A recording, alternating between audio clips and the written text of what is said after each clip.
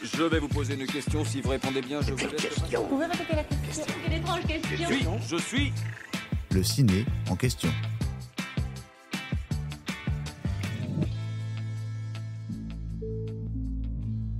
Seconde Guerre mondiale, Opération Dynamo, évacuation, mai 1940, troupes alliées. On va évidemment vous parler de Dunkerque. Les Français découvrent le film de Christopher Nolan en juillet 2017.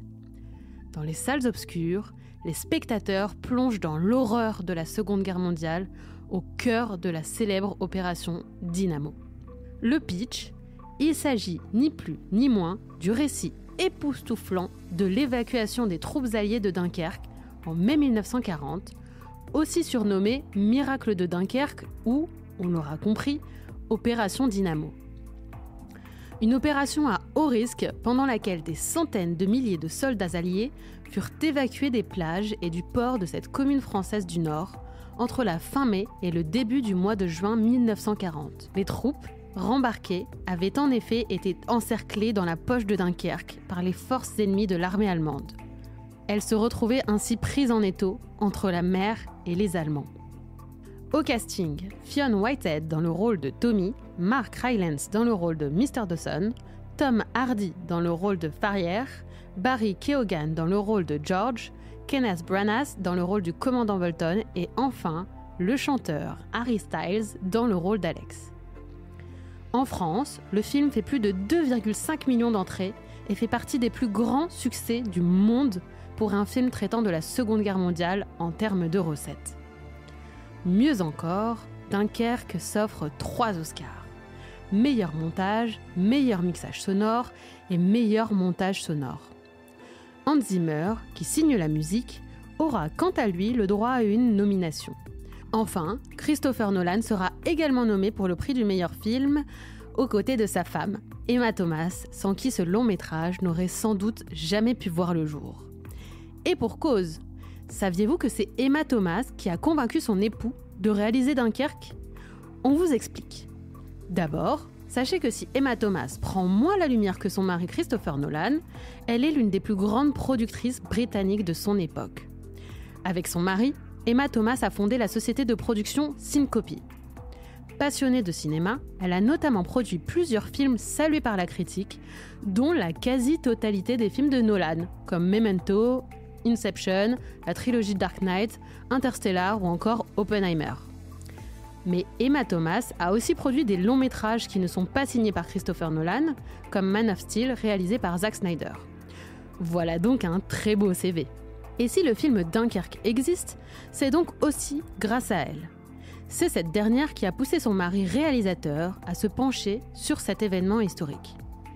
En mars 2017, la productrice racontait ainsi au magazine Première. Il y a quelques années, je suis tombée sur un livre de témoignages sur Dunkerque. Je l'ai fait lire à Christopher et il a tout de suite vu ce qu'il pouvait en tirer. À part l'incroyable plan-séquence de Reviens-moi, cette histoire n'a jamais été racontée de façon moderne. Dunkerque est un film sur la survie, sur l'espoir et l'expérience de la guerre. C'est un projet différent pour Chris, mais qui lui correspond totalement. L'opération Dynamo fut à la fois une victoire et une défaite, et c'est cette contradiction qui rend le sujet passionnant. Bien des années plus tôt, dans les années 90, Emma Thomas et Christopher Nolan, qui a toujours voulu se pencher sur un sujet du genre, avaient déjà planté la graine de l'idée d'un film sur cette opération en visitant Dunkerque à bord d'un petit voilier durant une traversée de 19 heures. Ça a été une traversée très difficile, s'est souvenu Christopher Nolan pour le dossier de presse. Et pourtant, personne ne nous larguait des bombes dessus. Ce qui m'a beaucoup marqué, c'est à quel point ces civils ont été extraordinaires en s'embarquant à bord de petits bateaux pour se rendre en zone de guerre. Ils apercevaient de très loin la fumée et les flammes, et c'est donc tout à fait sidérant qu'ils n'aient pas rebroussé chemin. Leur dévouement à la collectivité est formidable. Et le cinéaste de poursuivre, ce qui s'est passé à Dunkerque, c'est l'une des plus belles histoires humaines qui soit. La course contre la montre la plus hallucinante qu'on puisse imaginer et un enjeu déterminant. En réalité, le suspense était insoutenable. Notre but, dans ce film, était de plonger les spectateurs dans cette situation tout en respectant scrupuleusement les faits historiques et en ménageant une part de divertissement et d'adrénaline. Comme la plupart des Britanniques, j'ai entendu parler, pendant toute mon enfance, du récit mythique de l'évacuation de Dunkerque et de la victoire arrachée de justesse. C'est un pan très important de notre culture. C'est dans nos gènes. Résultat, pour ce power couple, un film grandiose sur une histoire extraordinaire. J'espère que cet épisode vous a plu. Si c'est le cas, abonnez-vous sur votre plateforme d'écoute préférée pour retrouver de nouveaux épisodes chaque semaine. Et si vous en voulez plus, découvrez la télé en question et les séries en question sur les plateformes d'écoute et téléloisirs.fr. À bientôt.